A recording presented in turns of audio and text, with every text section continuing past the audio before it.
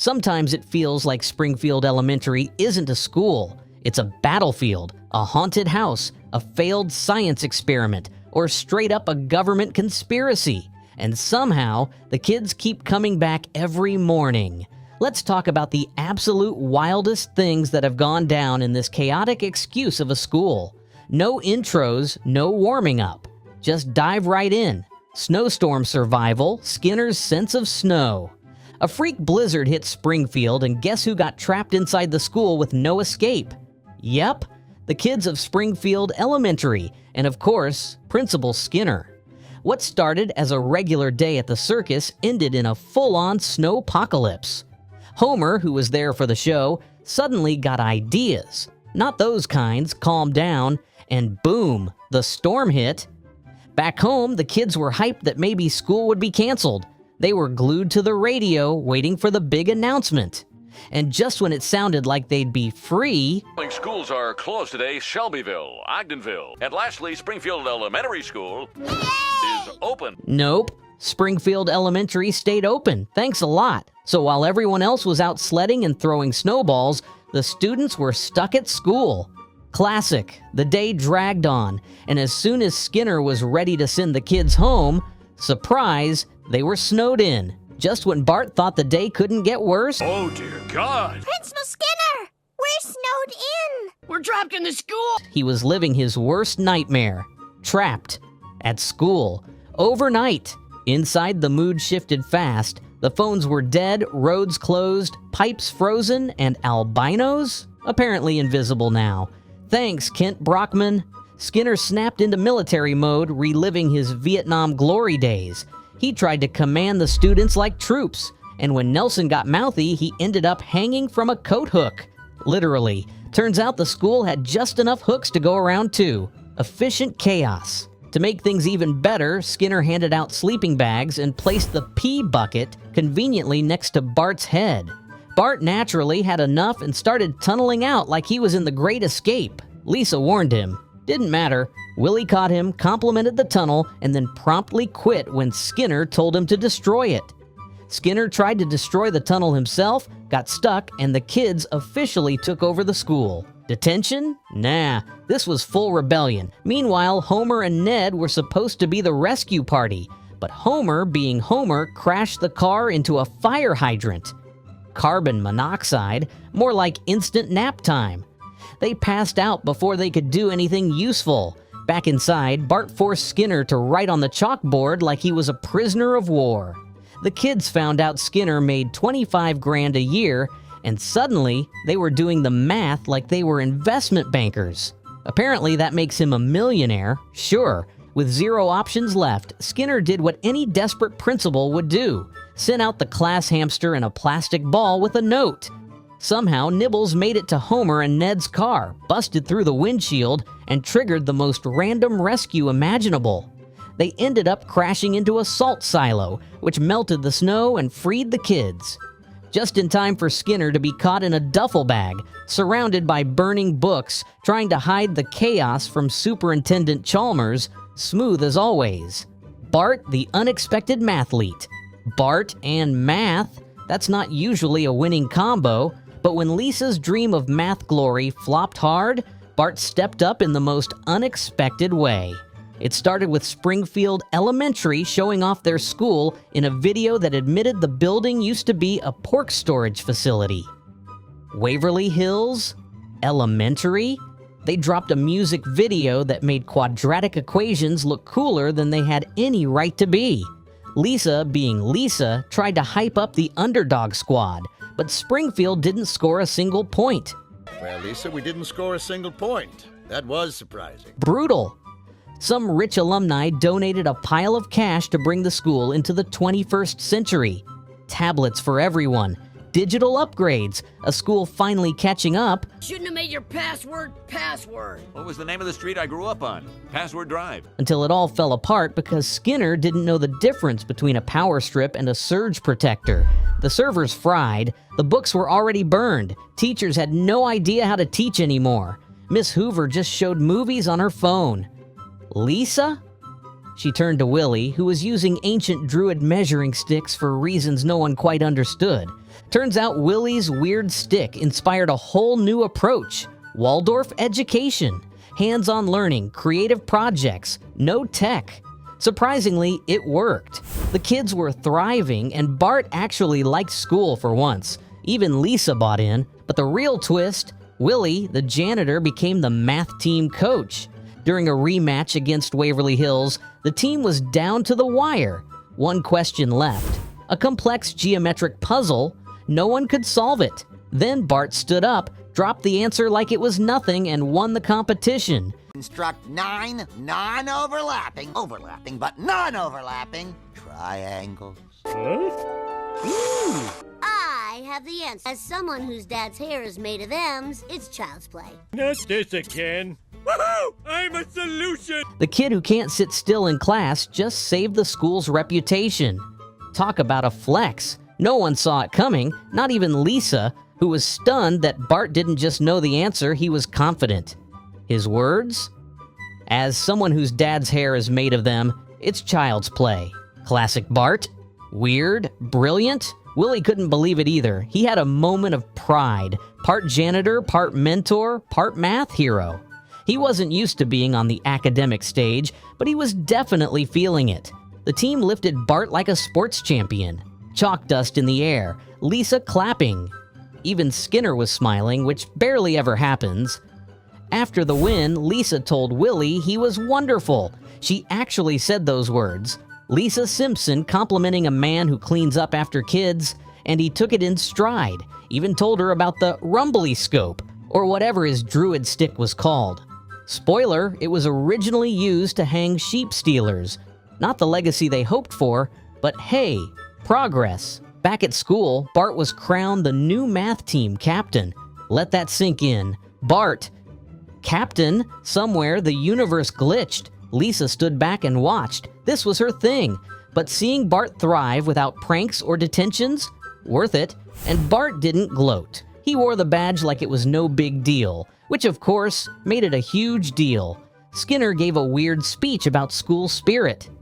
Lisa goes. Undercover, girls just want to have sums. What happens when a new principal shows up and splits Springfield Elementary into a boys' and a girls' school? Chaos. Absolute chaos. It started with Skinner making a wildly inappropriate comment about girls not being good at math. Bad move. The protest was instant. Even his own mom joined the crowd outside the school with pitchfork energy. Enter Principal Melanie Upfoot. Her solution? Divide the school by gender. Lisa was excited at first until she walked into her new math class and realized it wasn't math. It was nonsense. Questions like, what does a plus sign smell like? No actual problems. No equations. Just vibes and group hugs. Lisa wasn't having it. She disguised herself as a boy, called herself Jake Boyman, and snuck into the boys' school where actual math was being taught. Milhouse didn't even recognize her. Classic. She sat through the lessons, even got into a fight with Nelson, which officially earned her street cred, but it all unraveled during a school assembly. Lisa, aka Toilet, thanks to Bart's naming skills, won an award for math and had to reveal her identity. The fallout? Awkward, but also kind of a win for Lisa, proving she could dominate in any classroom, boy or girl. But the deeper problem was the message it sent.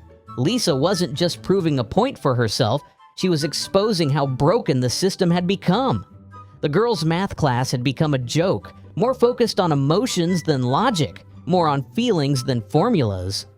Lisa tried to talk to the girls, to get them to demand better education. But they were too busy singing songs about empowerment while holding glitter pens. They didn't even know what they were missing.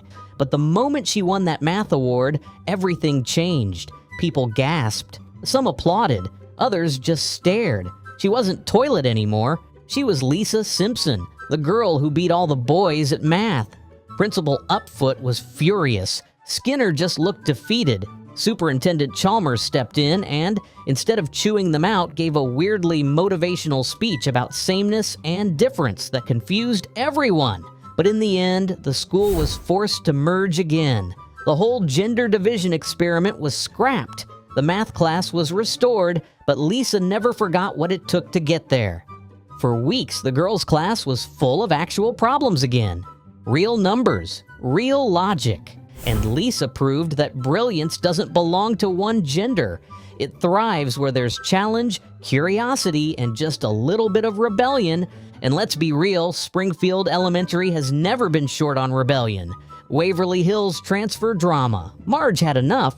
After seeing how terrible Springfield Elementary had become, she decided to set up a fake residence in Waverly Hills, just so Bart and Lisa could attend a better school. They rented a sketchy apartment, no windows, a history of death, probably haunted, and Homer had to live there full-time just in case an inspector came by, which he did, of course. At Waverly Hills, Lisa struggled to fit in while Bart became the school's newest bad boy by getting arrested by Wiggum. The plan worked. Bart had clout, and he used it to boost Lisa's status by saying she was best friends with pop star Alaska Nebraska. Lisa didn't even know who that was. Things spiraled. Suddenly, she was the queen bee. Teachers gave her A's. Students begged for concert tickets. Then the lie caught up with her. The pressure crushed her, and she wanted out. Back to Springfield Elementary, where at least the bullying is honest. But things were a lot more complicated beneath the surface. Lisa wasn't just overwhelmed, she was lost. Her entire identity felt like it had been traded for popularity points she didn't even ask for. Kids she'd never spoken to followed her around like she was royalty. Teachers smiled at her for the wrong reasons. Bart thought he was helping, but even he started noticing how exhausted Lisa looked. The late-night phone calls from classmates asking for VIP passes. The whispers in the hallway. The cold stares when she didn't deliver. It was high-pressure celebrity life, minus the actual perks. Then came the tipping point. A group of girls cornered her, demanding Alaska, Nebraska concert tickets. Lisa stammered, lied again, but they weren't buying it this time. Word got around fast. Overnight, she went from queen bee to fraud. The looks changed. So did the grades. The teacher who once bumped her B+ to an A took it right back and threw in some judgmental glances for good measure. Edna's downfall, Bart gets a Z. Edna Crabapple was just trying to teach her class. The kids were too busy on their phones. In a desperate move, she confiscated them. That's when Bart got the bright idea to spike her coffee with alcohol, thinking it'd make her more chill. It worked too well. Edna turned into a walking disaster, rambling in class, flirting with the faculty. Totally out of control, and when Skinner found out, she got fired. Bart never meant for it to go that far, but the damage was done. Guilt hit hard, especially after seeing Edna spiraling at home. So Bart decided to help her achieve her dream of opening a muffin store. For a while, it looked like things were better, but the muffin shop wasn't her dream. It was just a distraction.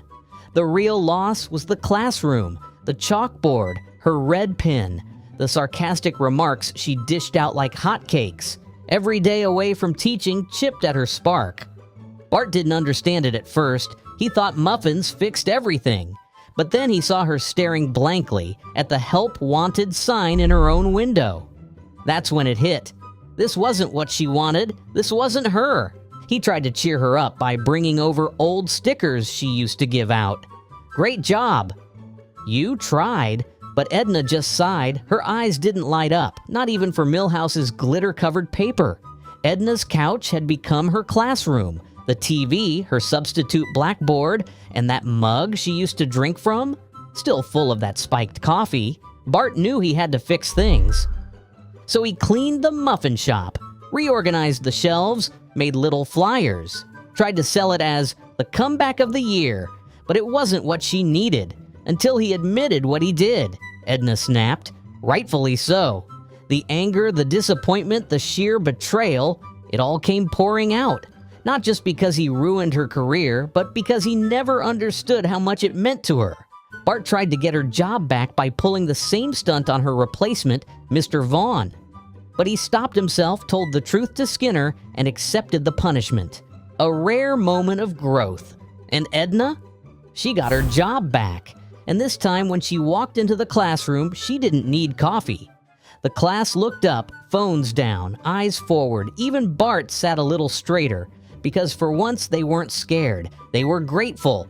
Springfield Elementary is wild. From blizzards and fake identities to coffee-fueled meltdowns and math miracles, it's less of a school and more of a never-ending fever dream. But somehow every student, every teacher, and even the janitor keeps showing up. And that's what makes it legendary. If this brought back some chaotic Springfield memories, don't forget to like the video, hit subscribe, and drop your wildest school memory in the comments. Catch you in the next one.